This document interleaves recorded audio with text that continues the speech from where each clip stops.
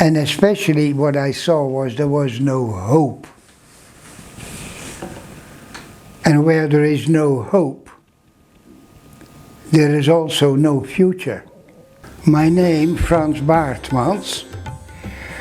I was born in the province of Brabant in Holland, in the middle of this province, a small village, but famous for its cultural activities, Varanasi. That's where I grew up until I was 4. And the reason why we came into contact with Tilburg is because the city of Roosendaal was not very far away from the village where we were living. And missionaries, Mill Hill Missionaries from Roosendaal, they went round the countryside to recruit students for the missionary priesthood. Yes, after Roosendaal I went to England for 4 years, to London, Mill Hill. And there, on my ordination day in July 1961, 65 years ago almost, I was given an appointment to go to Miri, a new mission area in Borneo. And I had always wanted to go to Borneo. And then in 1972, I was asked to come home to Holland. Bishop Tony Galvin didn't want to let me go, but the General Superior, I think it was Noel Hanrahan, he insisted, no, let him come home to tell us in Europe, in Holland, of his missionary experience for 2 or 3 years, and then he can go back to Sarawak. So I found it terrible to leave the mission there, to leave Borneo. Oh, I felt sick in my stomach, I tell you honestly. But I said, well, if the society calls you, I mean, after all, I did promise obedience also, and solidarity with the society, so I went. And I'm still happy till the very day that at that time I took the decision at once, I'm going, that's it. So then I came here back to Holland, and here in Holland I traveled around the country with 2 or 3 of other Mill Hill missionaries to tell the people our story, our mission story, this of my story, the story of Borneo, which was very pleasant work in schools, in theaters, in churches, parish homes, private homes, holding forth of the customs of the Dayak people. Then, after about 4 years, the society said, would you be interested to do some primary work amongst the Maasai in Kenya? Well, I said, yes, but I would first want to learn the language of the Maasai before I go there, and their customs, and read whatever there is to be read about the Maasai. So I spent half a year of research work in Kenya, in the diocese of Nakuru and Gong. Most interesting. With all that information, the bishop in Nakuru was very pleasant, Bishop Ndingi. He said, here are my cupboards, my books, this is my private cupboard. You are free to copy anything you want and take it to do your research. Wonderful man. So I went home with 2 large cases of study work and I enrolled in the university in Nijmegen to do anthropology, theology, a bit of economic systems of Latin American tribal groups. And I did that for almost 4.5 years. Then in Kenya there were older missionaries. They said, it lasts far too long, this man. He keeps studying and studying. Why doesn't he come? But I said, I must get this degree of anthropology, and my thing would be the tribal groups of the Tugen, the Pokot, the Gems, the Maasai in Kenya, so that I'm well prepared. Now, well, some apparently didn't agree, so they appointed some other people to go to Kenya. So there I was on a sudden, without a mission. Then I was told that Mill Hill had been thinking of dropping India from the missionary list. When I heard that, I said that would be a missionary blunder first class. An absolute blunder, and I knew at once, then I'm going. On a sudden I knew it. I said, I'm going. Because I had a degree from the University of Nijmegen, so I could go as a student to India, which I did. So I took advice from Varanasi, who died. He had been 22 years in southern India. He was a scholar. He had been in the north. He was interested in anthropology. So I called on the phone. I said, Hans, I'm going to India. I said, I have a right to as a student. And I said, basically, I think we all should go as a student. Whenever you go as a missionary to someone else's territory and participate in someone else's religious structure and social life, you're a student. You need to learn. So by definition we are students. And I said, this is a wonderful thing. I said, listen, we have had Vatican II. The Vatican II stimulates and promotes interreligious dialogue. Now in India we have all religions together. Everything is there. The oldest religions possible, Hinduism. The Buddha was born in India, you know. You have the Sikhs. So then I said, just now there are hundreds and hundreds of young people flocking to India because they don't feel happy with church life in the West. They find the European culture dull. So they want out and discover the world, and many of them go to India. So I said, that's another reason why we should not drop India from our missionary charter. Then I said, India is in the lift slowly. And I knew that India was considering actually to enter the global economic market, which they did and we have been in India since 1874 in the south. That is very flourishing. So I said, that's number 4. So number 5 is, I'm going there.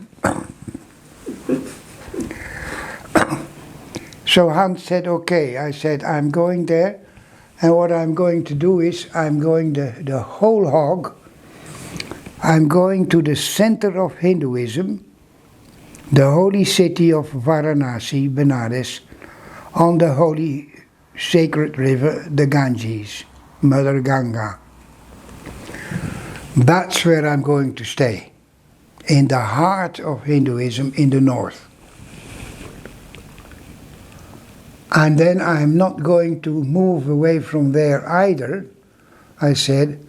So we have our vows of poverty, charity, religious chastity, obedience. I said I make one for myself, that's stability, like a monk. I'm going to stay there because I have to learn a new script, you know, here Hindi and Sanskrit. And then you do your utmost to do that for 2 or 3 years.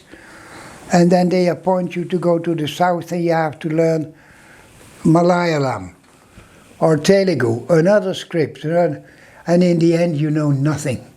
Completely different. Yeah, so I said I stay there all my life. I'm not moving. Inside me, I made all these decisions. And I told them also to Hans Wijngaard. So I enrolled in the Benares Hindu University, 79 October. So I enrolled in the university. Mind you, it took about a year before I had this student visa. But I had a right, since I had a degree from Nijmegen University. So anyway, so I enrolled for nothing less than a full-fledged PhD, Hindu theology and philosophy, which I did. So they gave me 6 to 6.5 years for that. Usually you get for a PhD about 6 to 7 years, you know. So once I arrived there, I went to live in a slum area of low caste people and non-caste people, untouchables, on the banks of the river Ganga in Benares. And I lived there with them in that slum. Not a big one, say about 10,000 people. And they were the formerly untouchables, low caste people, the chamars.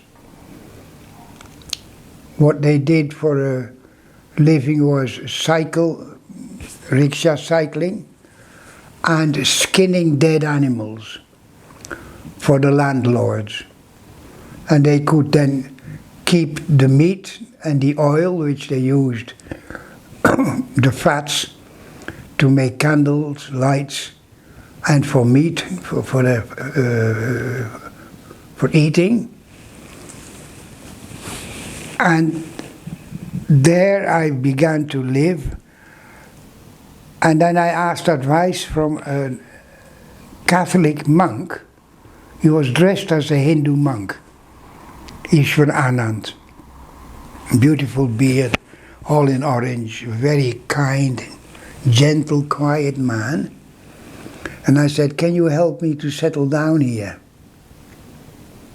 And he knew the language. He had been working for 20, 30 years in Benares on the other side of the city and in villages around. Oh, he said, I'll do so. I'll become your tutor. So he gave me invaluable advice on how to enter into that slum. He knew that place. He had never lived there, but he knew the people and could speak to the people, of course he could. He was actually from South India, from Kerala, but he spoke fluent Hindi, of course. So one day we had a mission meeting there, the two of us with the people, and we said, I said, I want to come and live with you, learn the language from you. You were all Hindus, there were absolutely no Christians, nothing, no churches, and I didn't want that either. So I said, what is it you want me to do? And then straight away the leader said, help us to build decent housing. They were all sitting in leaking huts of old, planks rotting. What a mess. And I looked at them, and what I saw was the women were staring into eternity, didn't say a word. They had their babies at the breast. There were no roads, no toilets, there was no water, no electricity. There was stench all over. And especially what I saw was there was no hope. And where there is no hope, there is also no future. Only when people can hope, they can hope for something else ahead. Where there is no hope, there is silence and death, actually. And that is what struck me most. So I said, okay, we get started. We begin to clean up this place. One hut by the other, the one after the other. And that's how he started. And I had a gift from university students, young people, who knew that I was going to be a missionary in India. And they were all young people between 18 and 24 that I had lived with for 4.5 years in the university. And that's that's wonderful company, I tell you. So they said during the feast or the day that I passed my exam, they gave me 3,000 Dutch guilders. Said, that's for you. And you start off with this, make it into a foundation. And that foundation still exists after 45 years. That's the Benares Fund Foundation. So we began. So I said, now, because of this fund, 2/3 come from this fund, and 1/3 should come from ourselves here. Everybody saves, say, 10 rupees a week, 20 rupees a week. We all gather that together, and then we begin to build new huts. One by one. And that is how we did. It's a community kind of... And that became actually a great success. It lasted 26 years, mind you, about 200 houses. We built 4 toilets, especially for the women. We had hand pumps installed. The sewage system we couldn't. We had no knowledge on how to do that. You see, when they said this, I said, yes, that's okay, I agree. This housing is terrible, it's all leaking, we all get sick here. I said, but how do we know whether this land is yours? Well, they said, we've been sitting on this, we don't know since when. Well, I said, okay, the land must have belonged to the Maharaja of Benares. Then an old man stood up and he said, Father, he said, I know this Maharaja, and I know that he donated us that land to us, the low caste people, a very kind Maharaja. So I said, if that is true, can you take me there? So he took me to the Maharaja, to the palace, across the river, right opposite the area where we were living. A very kind old man. He was also teaching Hindu philosophy at the Benares Hindu University. So we told him his story. He said yes, and I can show that. And he showed us a book, sort of a history of his kingdom, his Raj. And there in 1936, lo and behold, there it was the news that his father had donated this plot of land forever to these low caste people. So we said, Hallelujah. And indeed, I told the people, and we all began to sing, Jai Ram, long live God Ram, Jai Shiva, Jai Shiva. So then I knew it was safe. It's a legal kind of... Yeah, it was legal. So we began. And yeah, that has been a fantastic history, I find. In the meantime, I took care, I built another three big schools. The first school for these kids in the village also. And then another 2 schools. And then later on in 1991, 92, I began thinking of building, that is what I always wanted to, a Mill Hill Mission. For the sake of intercultural studies and presence in the heart of Hinduism. And that is the Shanti Ashram. And that took, that was not so easy to find. You had to buy the land. So all that happened, And now the mission stands, And that became the Shanti Ashram, and that has been confirmed, and that is now a mission. So I lived there, sometimes 3 weeks, sometimes a month, sometimes a whole week. Every day there was about 100 children coming for education and sports. But where I actually all the time most permanently lived was an area on the Ganges right in the heart of the city. That area is called Nagwa. And that's a slum area.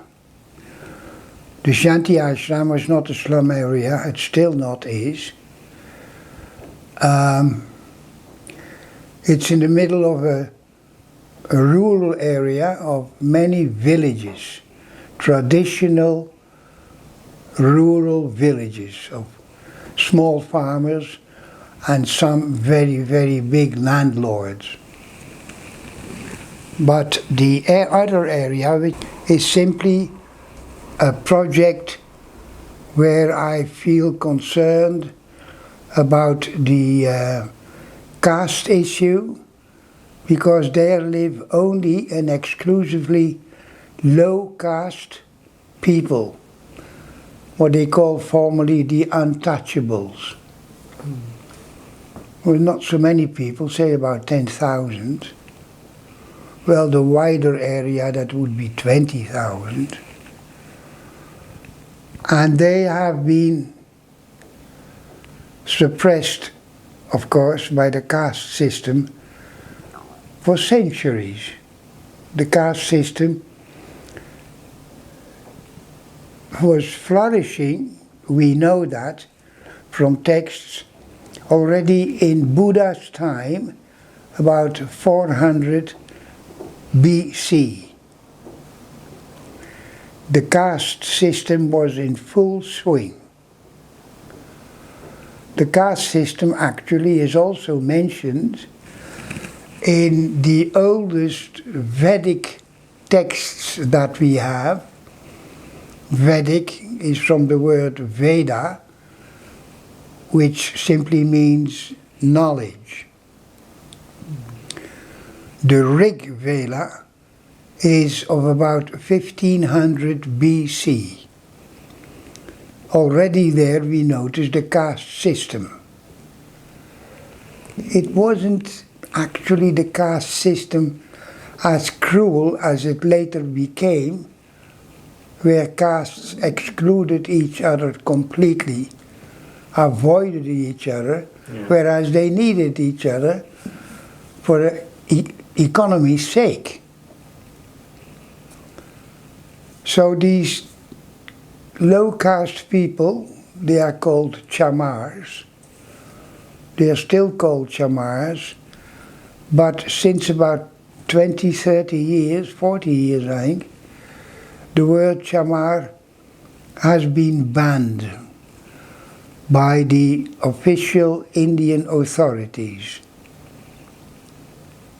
because they feel it is a name that denigrates people, humiliates them.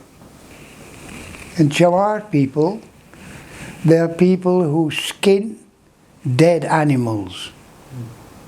I think I told you that last time too. So these landlords that had land along the Ganga, right in front of the area where I live with these people, about 500 meters away from the river Ganges, they used to come into the village, let's call it a village, small huts. Now it is all small brick houses. We worked about 26 years on that to replace all these huts with small brick houses.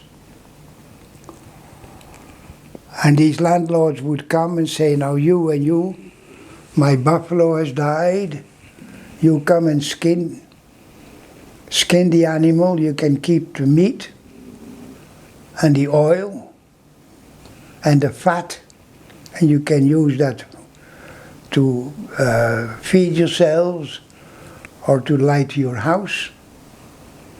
And the skin is mine, and that will be used to make leather shoes, for instance, leather for the oxen to pull the plow, a kind of thing.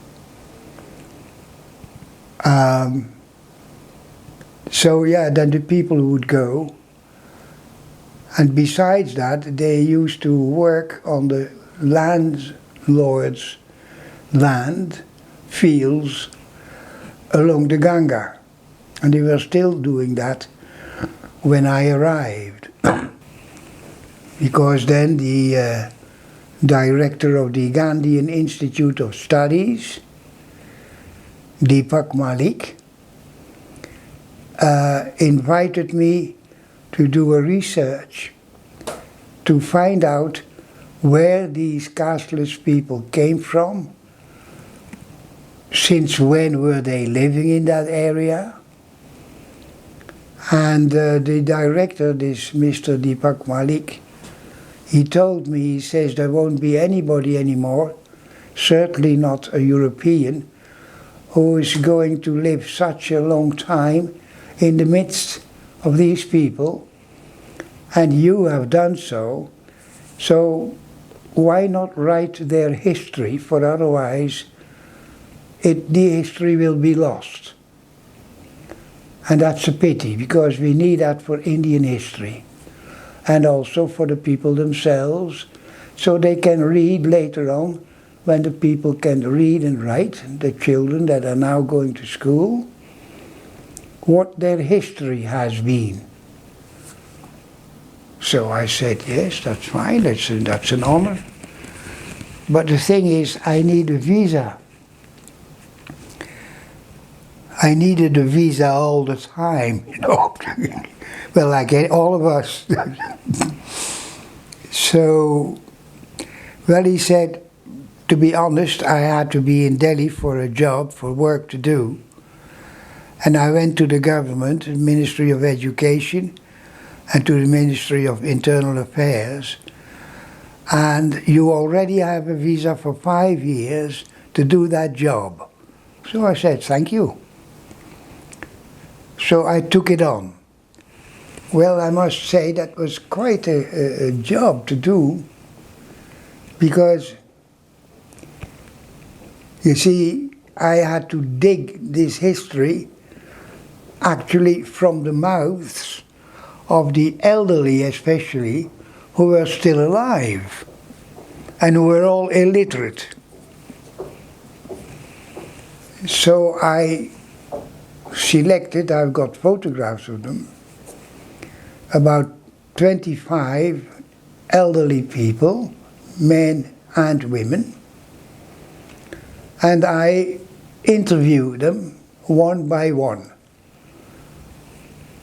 Twice, 3 times, sometimes 4 times. And they were very happy to do so, to answer the questions and to tell their story. These stories are mentioned in this book. They are the foundation of the book. They're told in Hindi, so I wrote them down also in Hindi and translated them also into English next to it. There were 2 Indian higher caste girls in the university, the Banaras Hindu University, whom I knew. They were daughters of friends of mine, and I asked them to translate these Hindi texts so I could concentrate on other things for that book and for the ordinary running of the project, school, water, supply. There was all kinds of jobs to be done, you know. And the Shanti Ashram I had to develop further also, which was about 10 kilometers on a cycling. So these girls, they did some translations, they gave them to me. I praised them for what they had done. So I praised these girls, I paid them a gift for their studies at the university, and I thought I'll do the translations myself. Then I know that what they say is a true replica of the Hindi text. So that you find here at the back of the book. Well, in 1984, the southern Benares, Varanasi, is the official name also for the government and government correspondence, etc. Varanasi means the place between the Varuna, a smaller river on the northern side, and the Asi on the southern side. And in between that is the holy city of Benares, where millions of pilgrims come, of all classes, of all colors, from all over the world. It's an amazing place, actually. So, in 1984, the urbanization of southern Benares was begun. On a sudden, the government decided to begin building new areas where people could live, new urban places, cities, smaller villages, on this side of the Asi, southern Benares, where only casteless people had lived before. And why was that? That was because the passat winds and the monsoon winds, they blew from the north to the south. And in the north you had 2 very famous cremation places. And the caste people, they did not want to live with that stench, that smoke. So they drove the smoke in a way. They let the smoke go down south, across the Asi, where the low caste people were living. And that is So on a sudden, we found ourselves faced with an enormous influx of all kinds of people, all castes, who wanted land to build a new house for themselves, their children and grandchildren. And on a sudden, the whole structure in our area of the city changed. On a sudden, there were casteless people. There were casteless people from other people in the city who came to our place. There were higher caste people who bought a plot of land, and they came into our area to ask a woman or a lady or a young girl, I need a maid servant to help us in our household. Would you like to do that? Well, yes, madam, yes, sir. How much are you willing to pay? Because the women wanted to work also to earn the livelihood for the family. So on a sudden, the whole structure of society within 1 or 2 years changed completely for the good.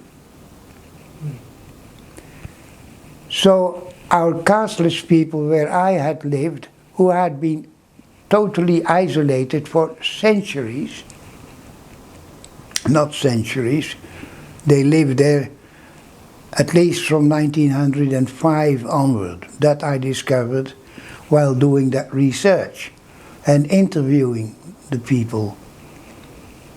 So on a sudden, there was a sort of a vibrant new spirit of life and hope coming into our area. And you notice that the way the people were talking. I told you last time, I always had the idea, well, I had the idea, one could easily see that, they had no hope. They were kind of refuse. Nobody cared anything about them. So now, on a sudden, there was hope on the horizon. And as I said, where there is no hope, there is no word, there is no word for or no thought about future.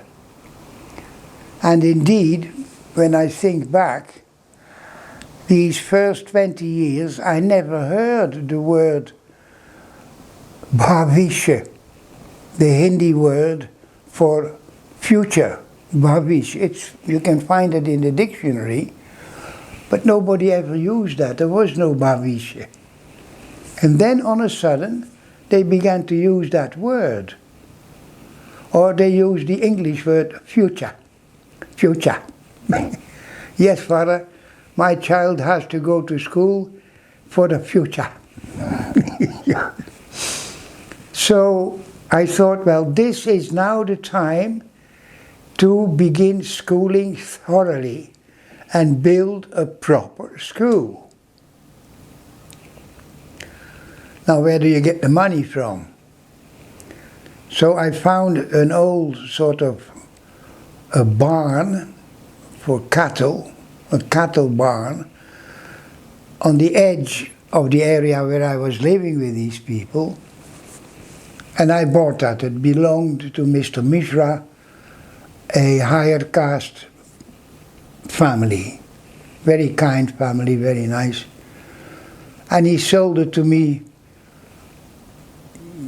for almost nothing. He said, if you're interested in that old barn, you take it. So I said, no, so at least I have that barn and the ground upon which it stands.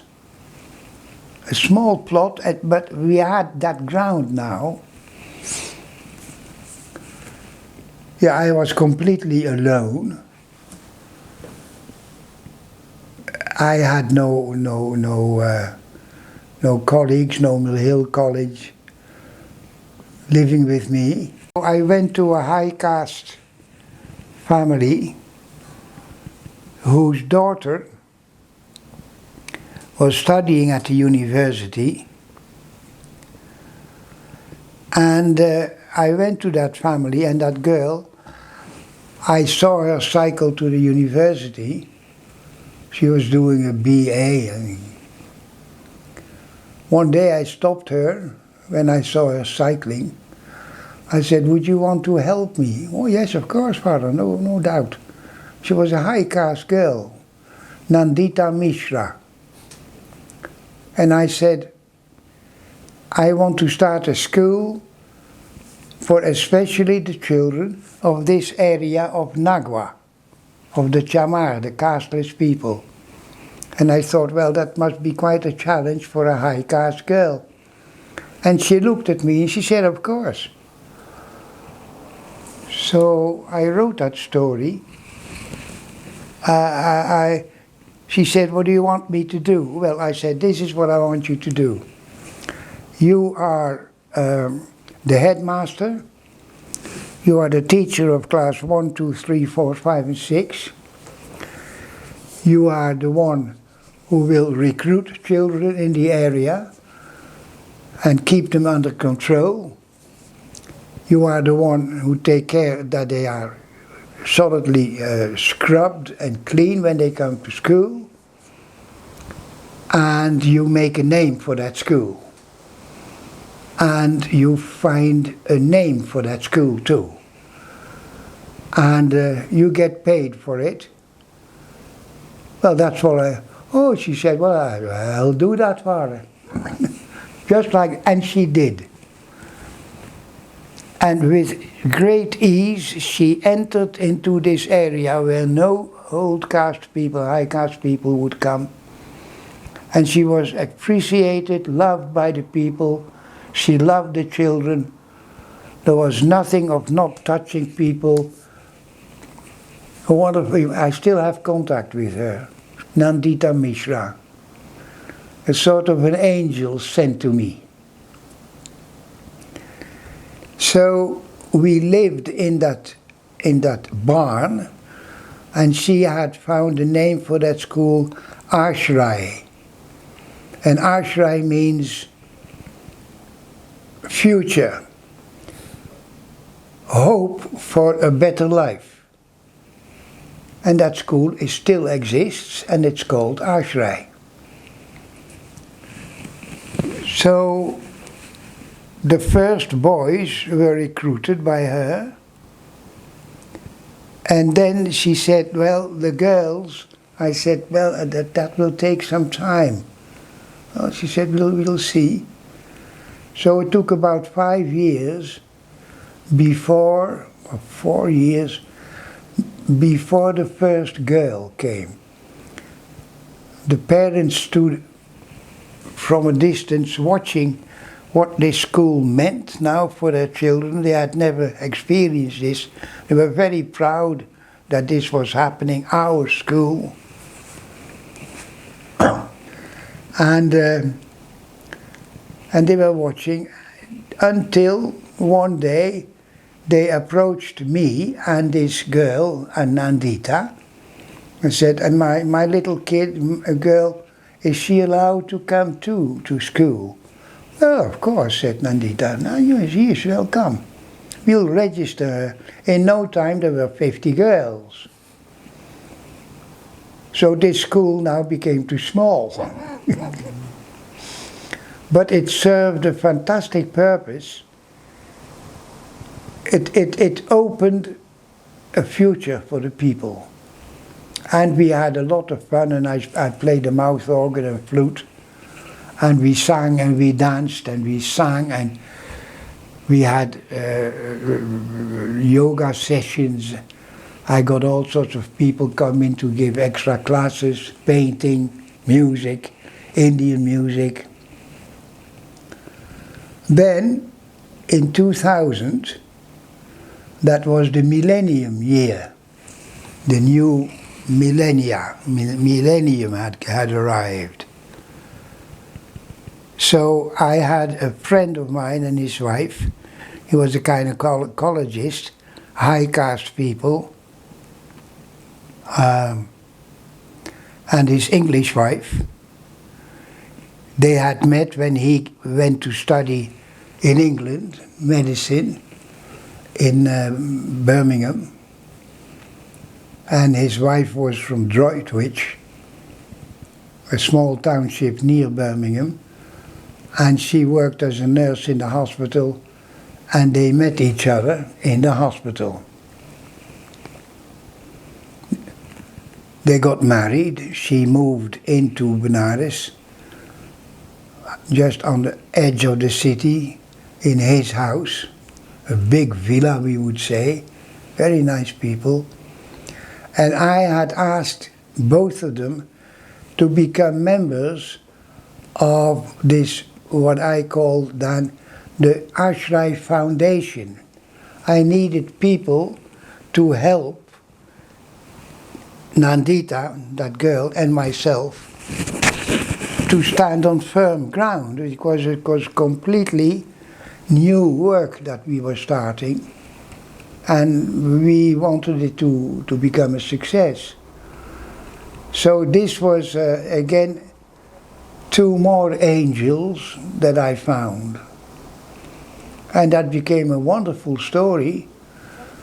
And then this Millennium Feast, then she said, you know, I had a letter from my parish. She was a Catholic, he was a Hindu, but a modern Hindu. He was of a modern Arya Samaj group within the Hindu tradition.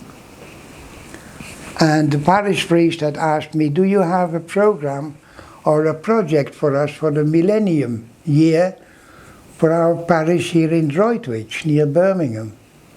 She said, yes, I have one. So she explained that to him. Now he said, this is exactly what we want. So we are going to build a proper school for the Nagwa, Chamar, low caste people, for Ashray. And they collected, I forget now how much it was, but say 15,000 euros. So we could start building a proper school. Small though, but a school it was. So downstairs we had a clinic, a small clinic, and an area to do sewing work for girls.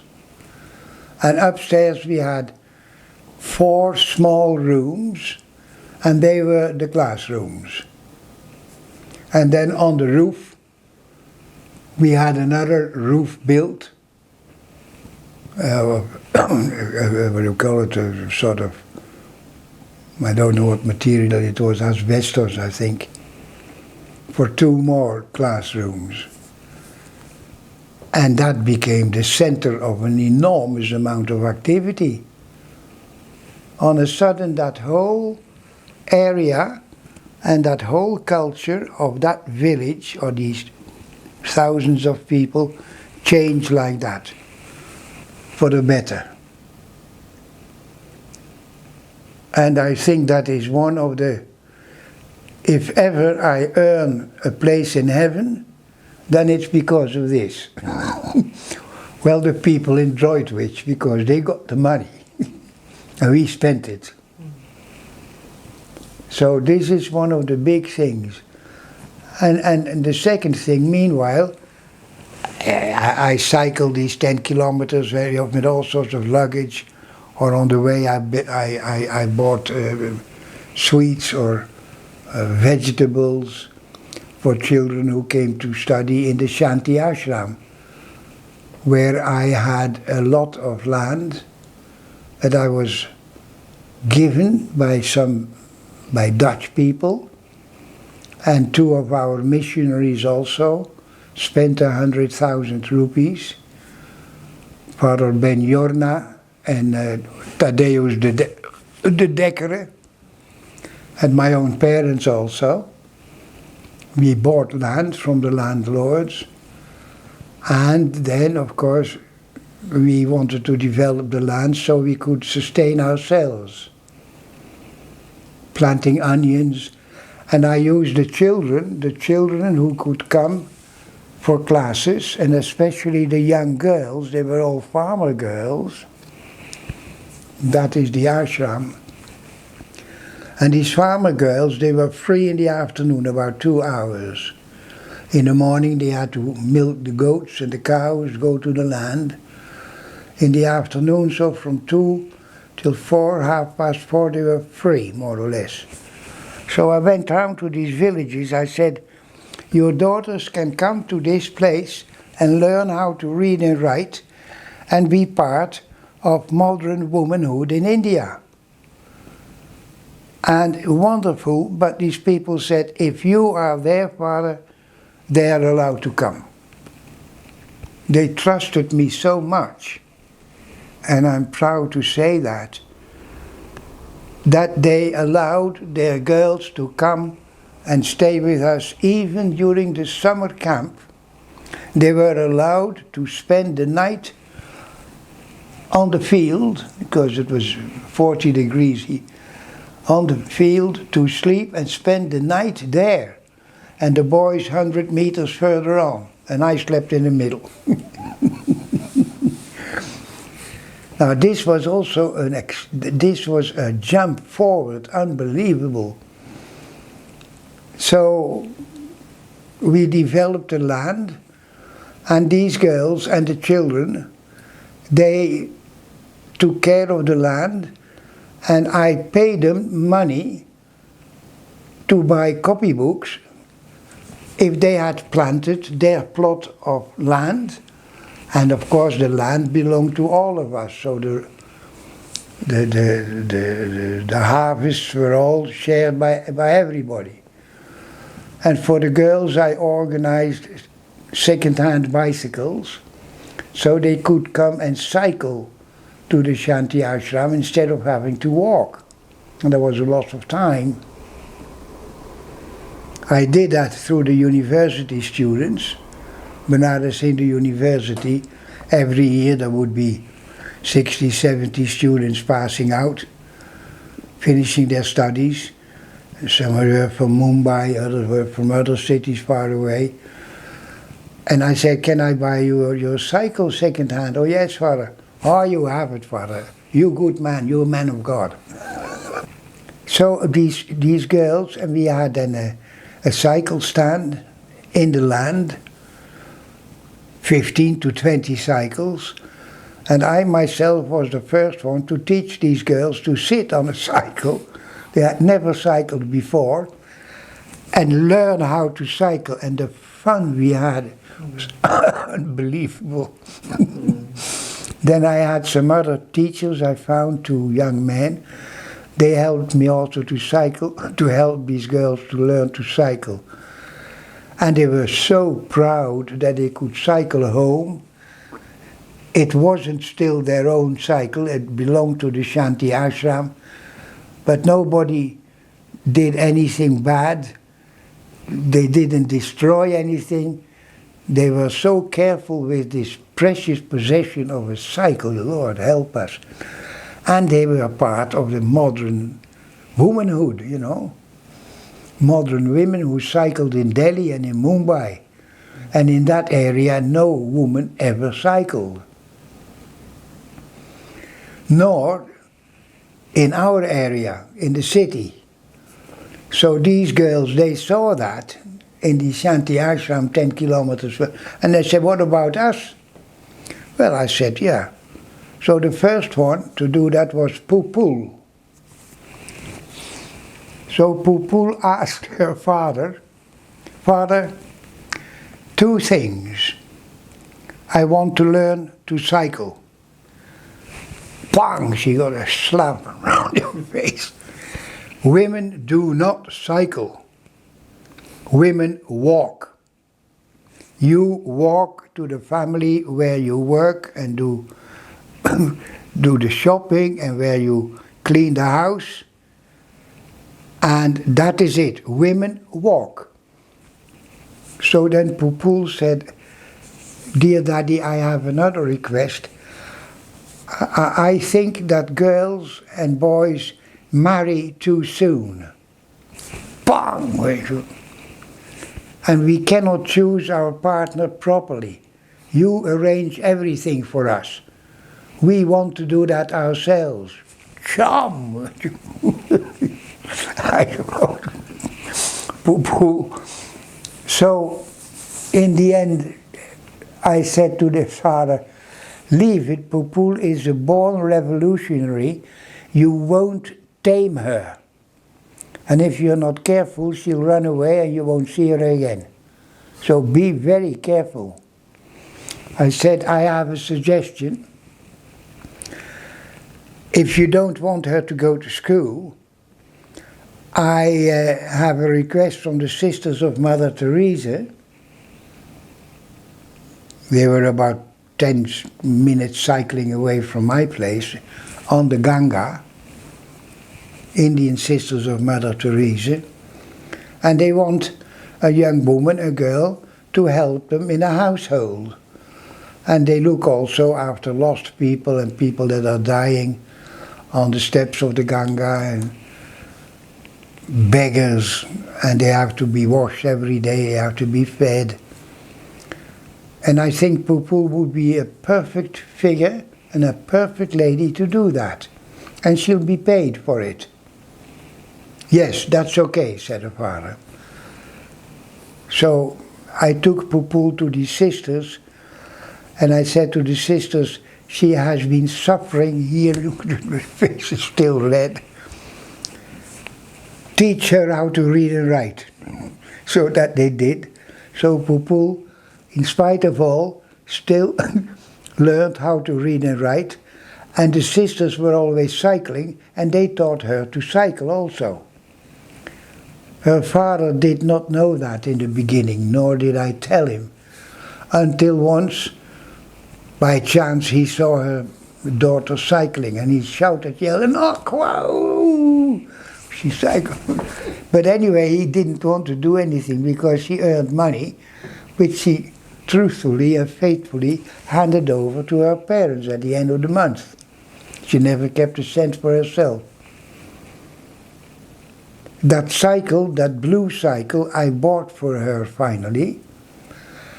And wonderful, Poo-poo is now, I think, about 60 years of age. That cycle still exists. And she still uses it, a blue cycle. And her father still looks at it, like rounding. He still does not agree. Whereas now all these kids, they all have their cycle, you know. So he gloriously lost the fight with his daughter Poo-poo. So, anyway, by that time, this urbanization process went very fast in the city. In no time, new houses came, were being built, and the people in the end refused to go and work for these landlords. So that was also again a new process. So then I said, we need land now for you people to make a cooperative garden, a family garden. This is not the Shanti Ashram, that was the mission 10 kilometers further on. And we need to be that and to have that near our land. And the landlords are selling the land, so let us try to buy a piece, say as big as a football field, or 2 football fields.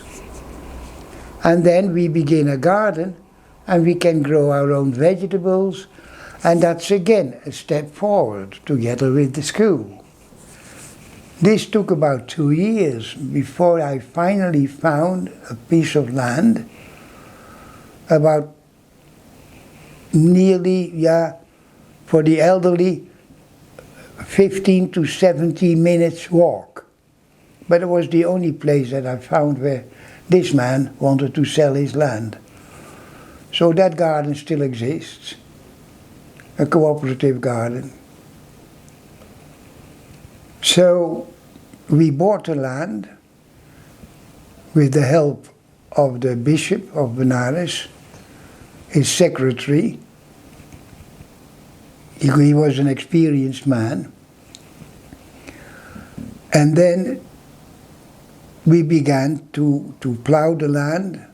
We did that all with our little hoes, you know, all by hand. And then this urbanization process began, and it came slowly up to this piece also, this piece that we had just bought. The urbanization of southern Benares.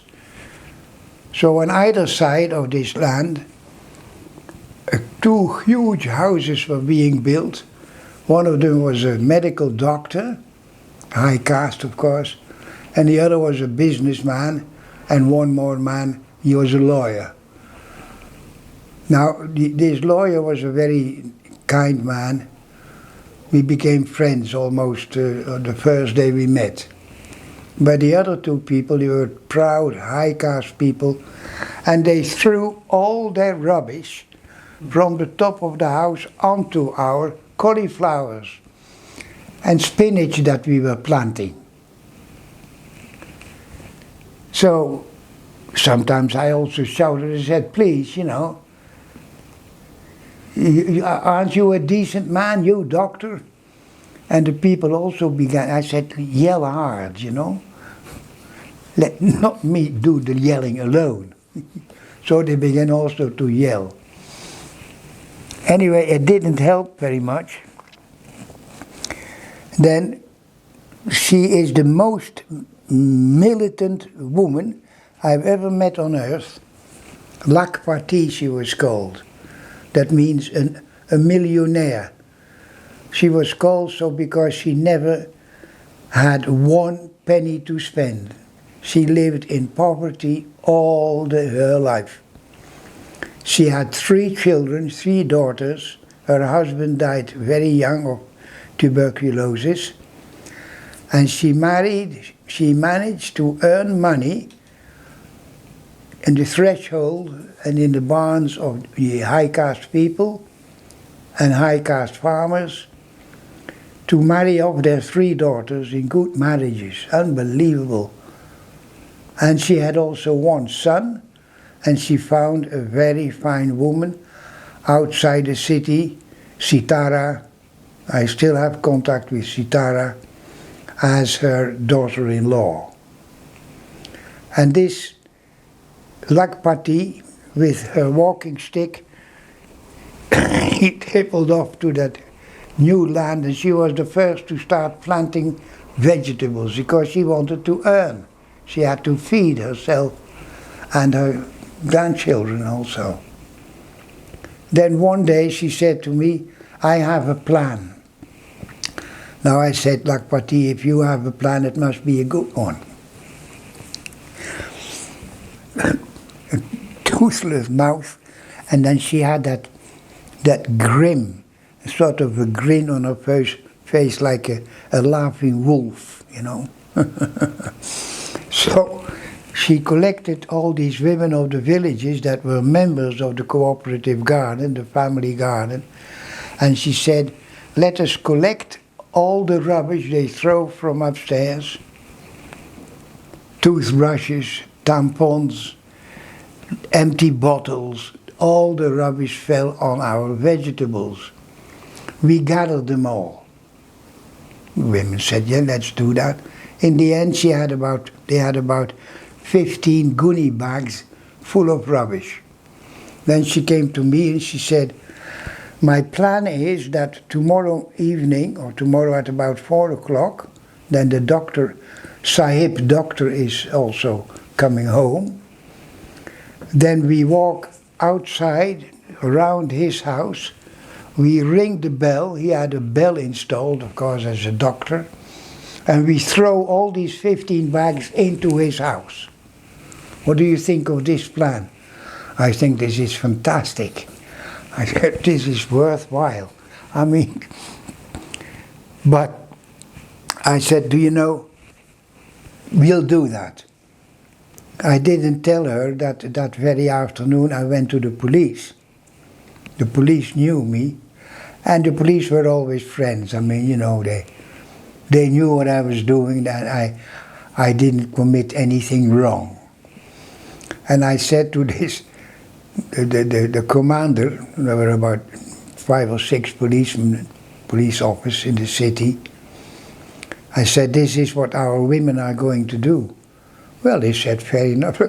I said, but what I would like to do is that one of you stands with me about 100 meters further, that they can't see it, so that in case something happens, you can keep them in control, and that there is no killing and shooting.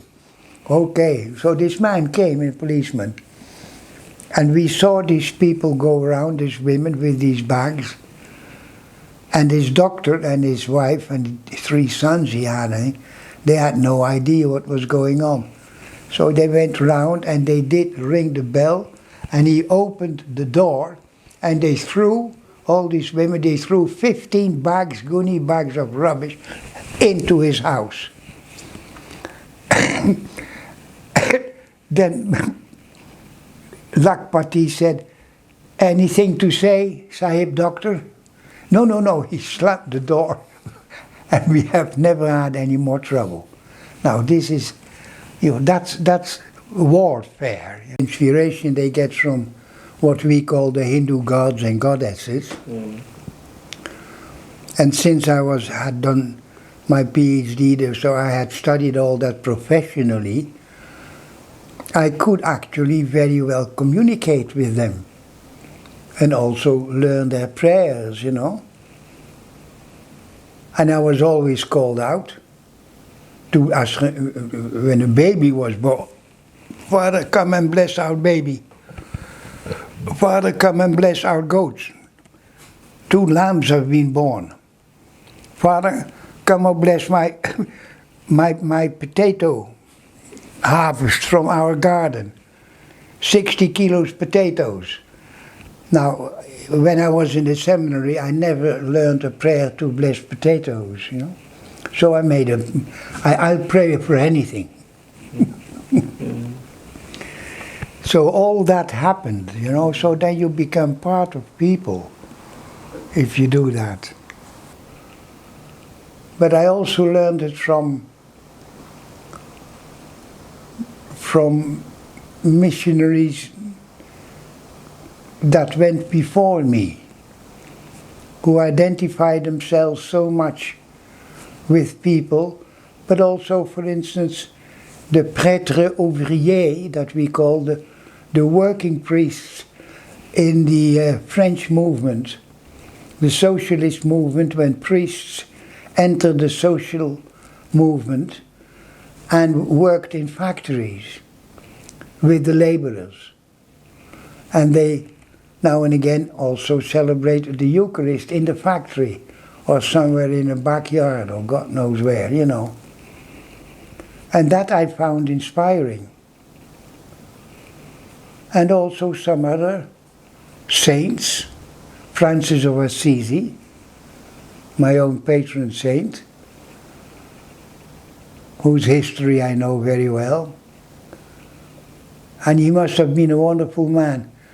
But my mother said, don't become altogether like Francis of Assisi, because he smelled like a stinking dog. He never washed himself. I said, Mom, don't worry.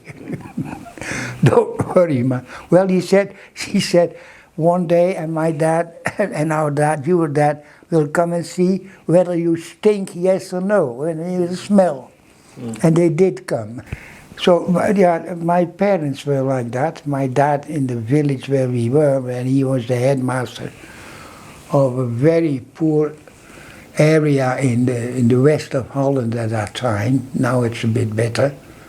I say a bit better, yeah. It's not yet altogether as well developed as the rest of the country. It's a pretty rough area, although the soil is extremely fertile, extremely fertile. Mm. But my dad identified himself so much with the people and yeah, missionaries that struck me, you know, stories that I heard when I was in the minor seminary. There were always stories everywhere. So that inspired me, yes, very much so. Mm-hmm. I would not be able to live otherwise, I must say.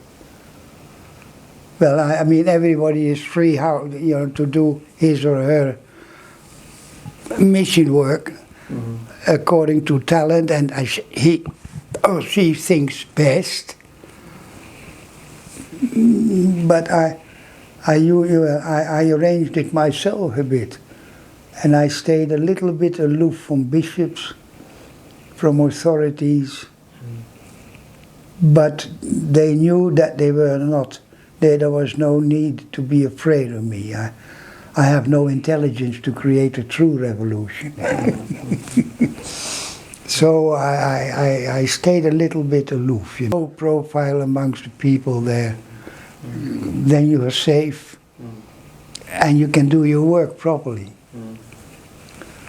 And secondly also, as I told you in the first part, the whole question of what is mission and how does one do mission, well, it's still a question, and it will remain a question, you know. Like our preacher this morning said, you know, yeah, the only mission is love your neighbor. It's as simple as that. You know, I mean, the gospel is one of the best, most interesting and learned books, and the simplest book I know. I mean, the vision of Jesus of Nazareth, his philosophy, his anthroposophy, his sociology, talking about the, you know, who is your neighbor, the parable of the Samaritan. I mean, that is a God checked. I mean, that's unbelievable.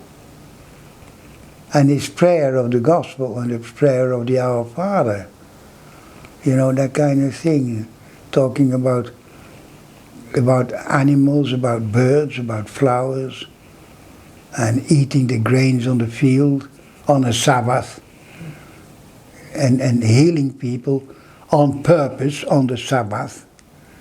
I mean, Jesus of Nazareth was not an easy man. I mean, I can very well understand that the leaders of the people wanted to get rid of him. I can very well understand. And he knew it was his vocation to finally lose the fight, as the world would think.